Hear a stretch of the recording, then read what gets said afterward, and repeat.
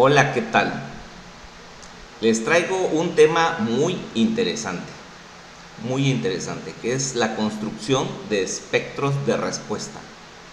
Y los vamos a realizar utilizando el algoritmo de Newmark o de beta de Newmark. Pero antes vamos a tratar de entender en qué consiste un espectro de respuesta. Y en ese sentido tal vez vamos a ver algunos antecedentes, ¿verdad?, de la deducción, incluso del método de Newmark, aunque no nos vamos a meter, vamos a decir, de lleno en teoría de la dinámica estructural, sí algunas bases y vamos a dar por sentadas otras. Algunos tendrán que resolverlos a través de los conocimientos que ya tengan, porque pues no es la finalidad darnos un curso completo de esto, sino el entendimiento de dicho algoritmo o metodología, ¿verdad? Entonces, en este caso, pues vamos a ver cómo esta señal sísmica, vamos a analizar la señal sísmica para construir espectro de respuesta. Pero para eso vamos a entender qué es un espectro de respuesta, en el sentido que la señal sísmica que llega al terreno donde están desplantadas nuestras estructuras, pues van a excitar a las estructuras de diferente forma dependiendo de su masa y su rigidez. Prácticamente eso les da una característica a esa estructura que viene siendo su periodo fundamental de vibración.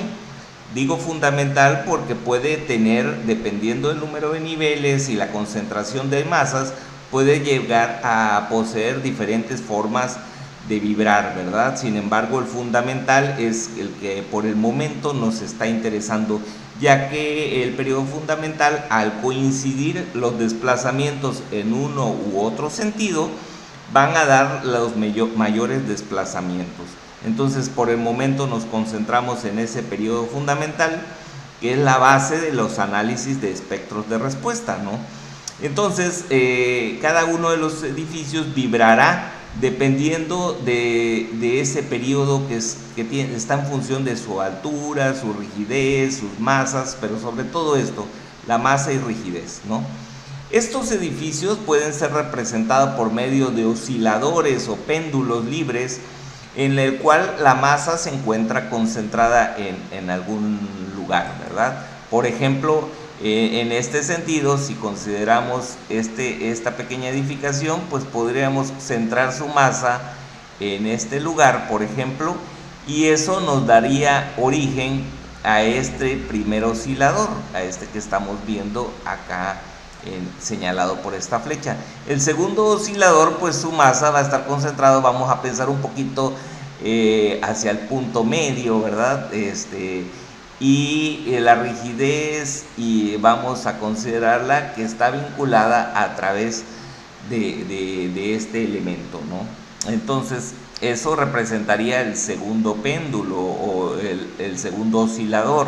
Y así podemos representar a todas nuestras edificaciones dependiendo de su altura, la ubicación o concentración de las masas, la rigidez misma. En este caso, podríamos llegar a ese tipo de representaciones.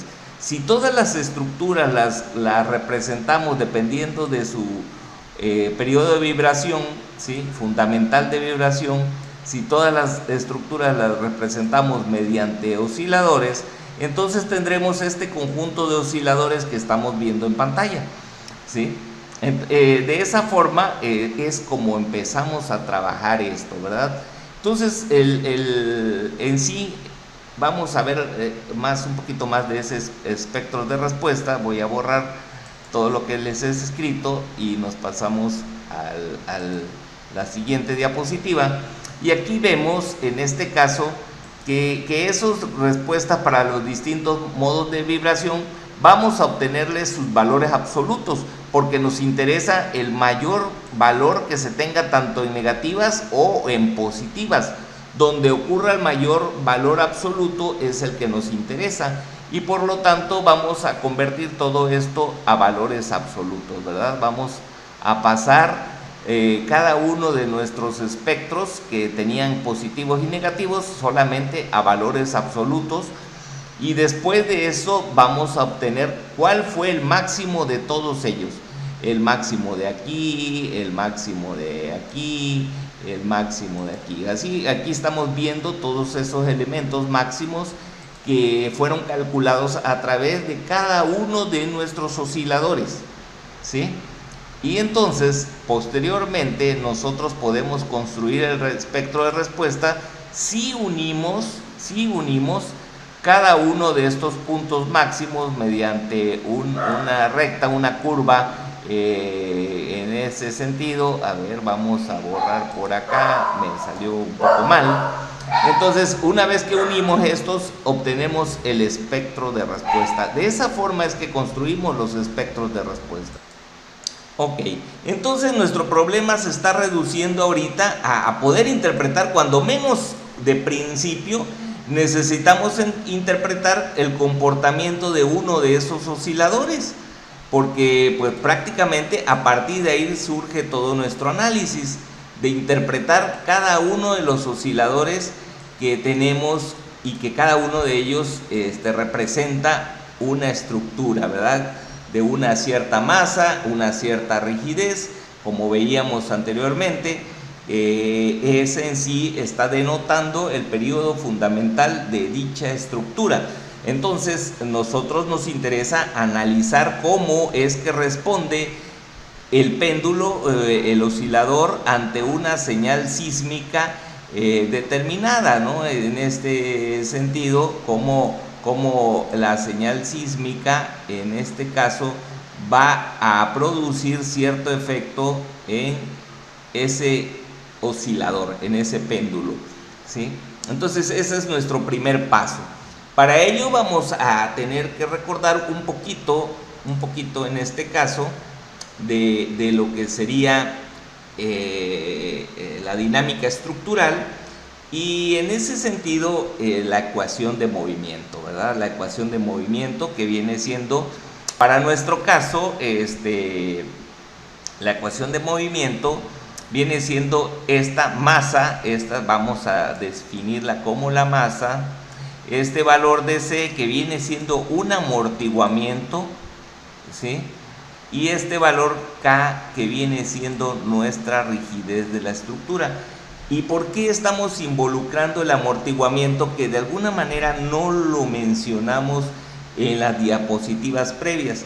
Porque ustedes saben muy bien que si una estructura es sometida a una excitación, esta estructura va a seguir su movimiento perpetuo, vamos a llamarlo de esa forma, o se va a excitar de sobremanera, ¿sí? En el caso, en este caso, cuando la frecuencia del sismo coincida con la frecuencia de la estructura, o cuando el periodo sísmico coincida con el periodo de la estructura. Entonces tendríamos lo que conocemos como un fenómeno de resonancia, y esto es que la estructura en sus desplazamientos llega de manera infinita, lo cual no es así. La estructura, debido a sus degradaciones, debido a su fluencia, va teniendo cierto amortiguamiento, ¿no? Entonces es importante considerarlo, no solo la rigidez que se antepone al movimiento, sino también el amortiguamiento que se antepone a adquirir ciertas velocidades, ¿verdad? Con el amortiguamiento logramos que la estructura no se sobreexcite, no adquiera velocidad, vamos a llamarlo de esa forma, ¿no? Entonces, pues prácticamente aquí estamos con algunos elementos de esta ecuación del movimiento. Les corresponderá tal vez a ustedes interpretarlo en ese sentido, pero al final lo que tenemos es la masa por la aceleración sísmica, que de acuerdo a Newton, la fuerza es igual a la masa por la aceleración, y se están contraponiendo a esta fuerza que viene siendo esta aceleración sísmica. AS viene siendo aceleración sísmica, tal vez en alguna bibliografía la van a encontrar como X, dos puntitos, que viene siendo segunda derivada, y G, ¿verdad? De ground, de terreno, ¿verdad? pero en nuestro caso le vamos a poner AS para que no nos confundamos y podamos definirla como aceleración sísmica. Es mucho más fácil utilizar en programación este tipo de argumentos, aunque aquí voy a mezclar un poquito ambos para que ustedes se familiaricen, ¿no? Bueno, prácticamente vamos a dejarlo hasta allí el día de hoy, pero recuerden que nuestra intención es que podamos definir el comportamiento de los osciladores utilizando el Excel, ¿verdad? Y específicamente la programación en Visual Basic para aplicaciones de Microsoft. Nos vemos en la siguiente clase. Gracias.